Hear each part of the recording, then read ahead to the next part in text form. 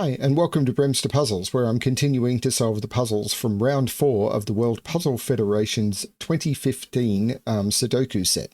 So, 2015 round 4. I keep fumbling over this. This is a no-touch Sudoku, which is the sort of puzzle that we've come to call anti-king. And this is one of the puzzles where one of my testers, or my tester who is someone who solves these sorts of puzzles and actually attempts the competition puzzles, turned around and said, don't try this one as a blind solve. So a couple of days ago, I attempted this puzzle and it took me quite a while, and I don't remember much of the tricks from it, but yeah, I will see how I go. Hopefully, as I'm solving, I will remember some of the stuff. I think looking at the grid, I do recall some stuff. I've recorded a few puzzles since I tried this one. Because apparently this is just a hard classic. This is a 65-point puzzle out of the 600 points that you would try and do, which means when people was when this person would try and practice, they would try and do this one in about 13 minutes. I think my first solve took me about 50. I'm not a speed solver. I don't want to be a speed solver. I don't enjoy competition solving. So yeah, that's a thing. But hopefully I'll do a little bit better this time and be able to showcase the logic for you, which is the point of the videos. So of course there'll be a link below to this puzzle, as well as to where you can download all of the archives of the World Puzzle Federation puzzles from 2014 up until today. So yeah, hopefully that'll be something that you enjoy, or I will try and keep doing these videos. It's a little bit tricky when I keep coming across puzzles that honestly I don't enjoy. A lot of the advanced Sudoku tricks just classic Sudoku tricks that are used in some of these puzzles, but I've also been told that there are some puzzles coming up this month that I will absolutely adore. So I'm looking forward to those as well. But let's try and just do the whole series and slog on, because this is how we learn. So this is a no-touch Sudoku, which we've come to call anti-king. So how do the rules work? Normal Sudoku rules apply. So in every box, in every row, and in every column, the digits 1 to 9 must be placed without repetition. And then cells touching diagonally cannot contain the same digit. So what that means is this could not be a 2, even though by normal Sudoku rules it could be. Basically, we cannot put a 2 into any of those cells because it would touch another 2 diagonally. I actually think this is a cleaner way of stating anti-king, because there was an app released about 5 or 6 years ago, which bundled all these into chess constraints, and we started calling it anti-king because we had anti-knight and therefore we needed anti-king, and there's also anti-queen, which I haven't seen in years.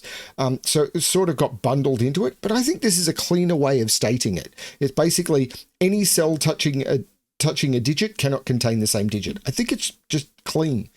So yes, no two digits can the same digit cannot touch itself in a diagonally adjacent cell. That's it.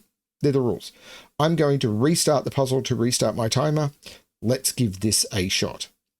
So 2 and 2 means by Sudoku 2 has to be in one of these two cells, but these are touching touching themselves diagonally. So this is a 2.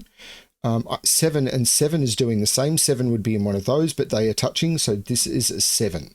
Can I do the same? 4 and 4 puts 4 right here now by Sudoku. 3 and 3 puts 3 in one of those two. Okay, 7 and 7 is putting 7 in one of those two. Now, that would mean I can't put 7 here or in those. So 7 is in one of those 3. It's not helping too much. This is now a 9 because of the 2 9s looking across. This is a triple. 3, 6, 8. Okay. They're not seeing any 3, 6s or 8s. This is a triple. 3, 5, 8. Well, that one can't be an 8. So there's an 8, pardon me, in one of those two. And there's no 3 here. Oh, this is just a 5 because of the 3, 8 looking across. So this is an 8, this is a 3, and this is not a 3. So this is a triple. 1, 4, 5. I don't remember solving this puzzle this way last time. And I will admit, I have solved this puzzle before a few days ago. But I also don't remember getting too stuck on the boxes at the top. 3 is in one of those two, which means I can't put 3 in any of those or any of those. So 3 is in one of those two, but they don't touch any other 3. So that's not helping me. Okay. Where's 4 in this box? 4 is here because 4 by Sudoku couldn't be in any of those, and by no touch can't be there, which means 4 is in one of those. But 4 can't be in any of these. So 4 is in one of those. Again, I don't want to pencil mark 3 cells.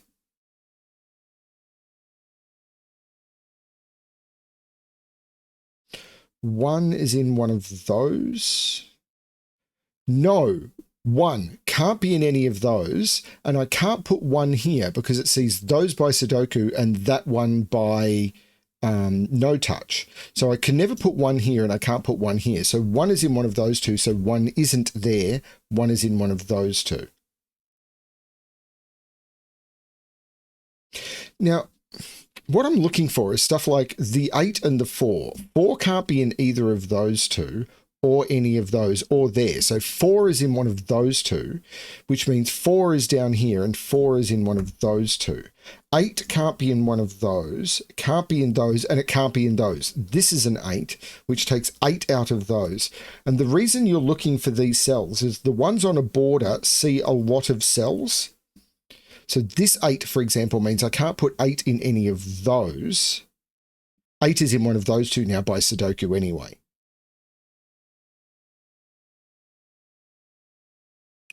8, 8, 3, 6, which means this isn't the 3, this is the 3.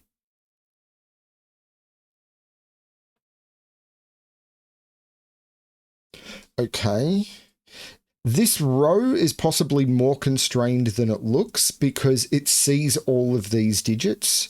So I could ask myself, for example, where can 1 go in that row? It can't go in any of those cells.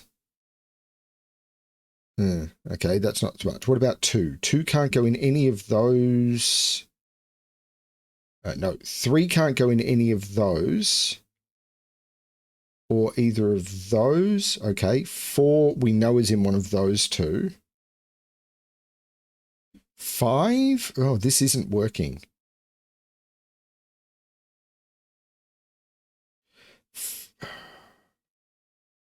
7 maybe?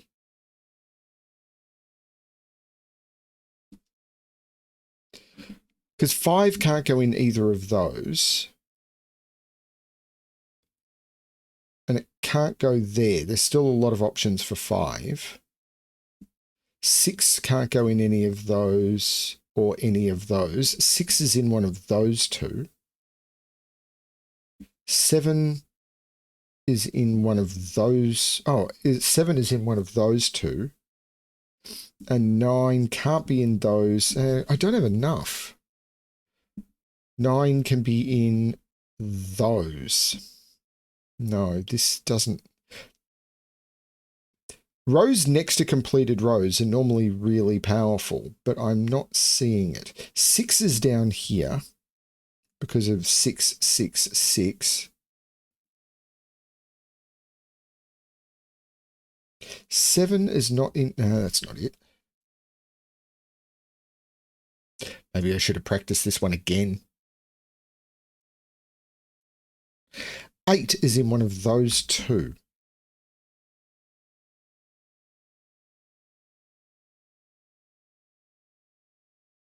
Neither of these can be 3 or 6.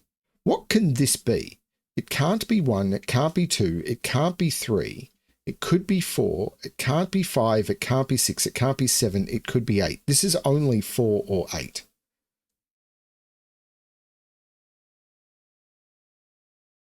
And this can't be 3 or 6. So it can't be 1, it can't be 2, it can't be 3, it could be 4, it could be 5, it can't be 6, it can't be 7, it can't be 8, it can't be 9. So this is only 4 or 5, and it can't be 5. This is 4, this is 8, this is not 8.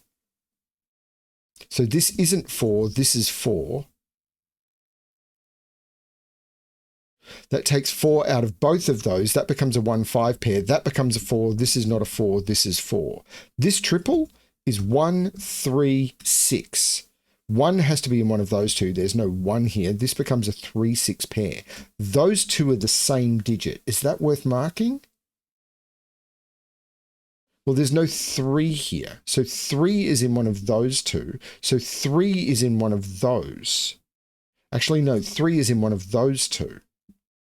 But they don't touch each other. So I've got 2 X-wings on 3s.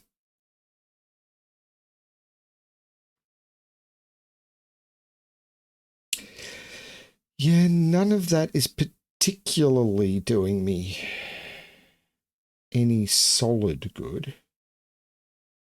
Well, 8 is now here by Sudoku, which puts 8 in one of those two, but it can't be there. So that's an 8, which means this isn't an 8, and that's an 8. 5 is in one of those two by Sudoku. Oh no, I was about to say this is a 5-9 pair, but it's not. These are 2, 5, 6, and 7. So 7 is in one of those two, which puts 7 in one of those two. Because it has to be in here somewhere, but it can't be here. So if that's a 7, that's a 7, that's a 7, 7 would be in one of those two and one of those two. That's all fine. If that's a 7, there's no restriction. Okay, still lost. Well, 6 in this row, since I got this 4, is now more restricted. I can't put 6 in any of those or any of those. I've already got 6 in this box, and this 6 sees all of those. That's the 6, that's the 3, which means that's not the 3, that's the 3. That doesn't see any of those. But this is a triple now. 2, 5, don't put a 6 in. 2, 5, 9. Well, there's no 9 here. That's a 2, 5, that's a 9. The 2, 5 means these are 6 and 7.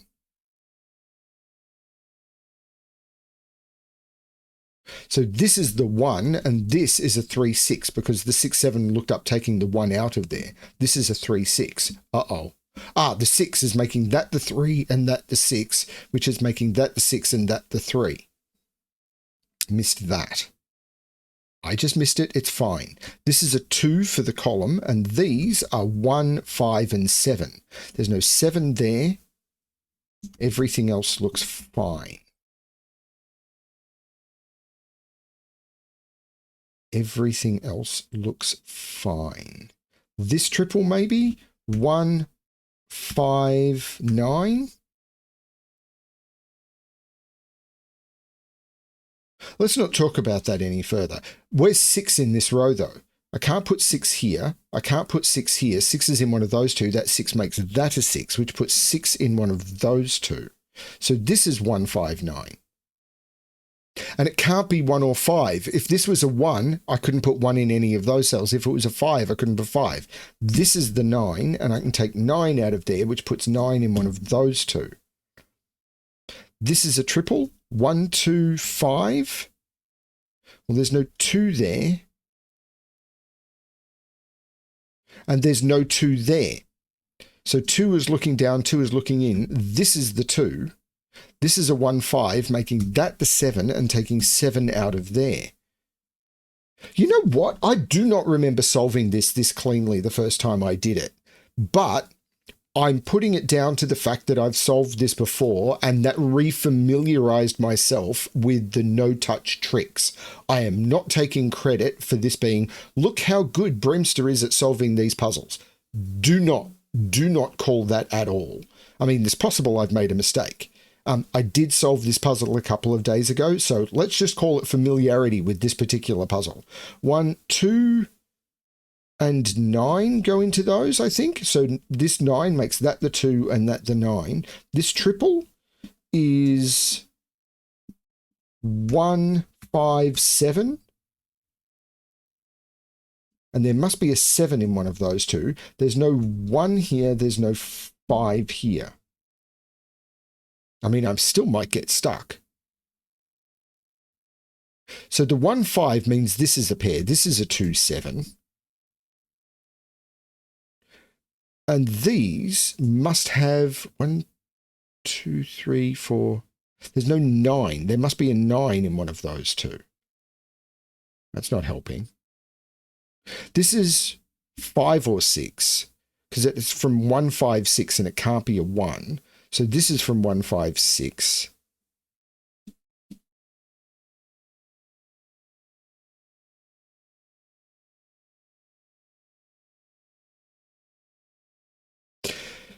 Okay, so these are from 1, 6, 7.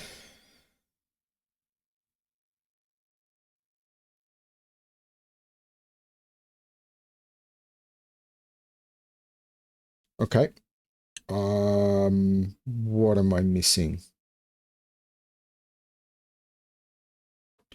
So these are from 1, 5, 6, and 9. And there's no 6 in them. So these are from 1, 5, 9. I feel like I'm over pencil marking at this point.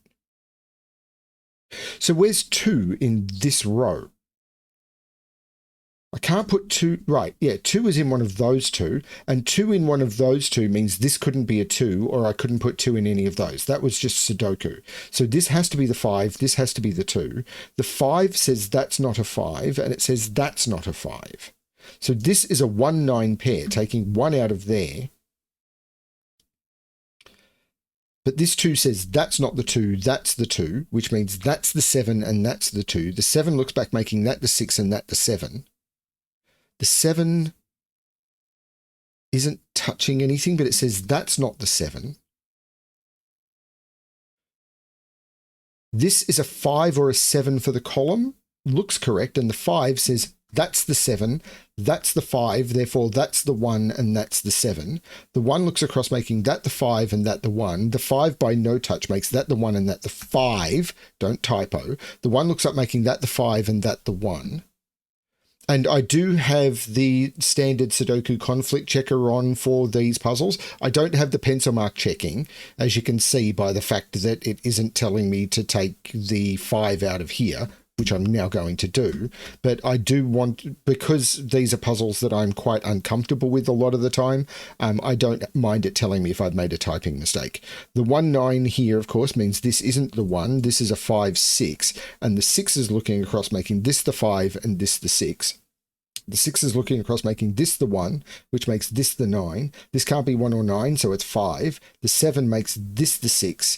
The 1 looks across, making that the 9 and that the 1, and that is the correct solution. Now, that happened quite quickly. However, I refamiliarized myself with no touch or anti-king Sudoku specifically with this puzzle a couple of days ago. So I perfectly happy for you to go, BremSter cheated.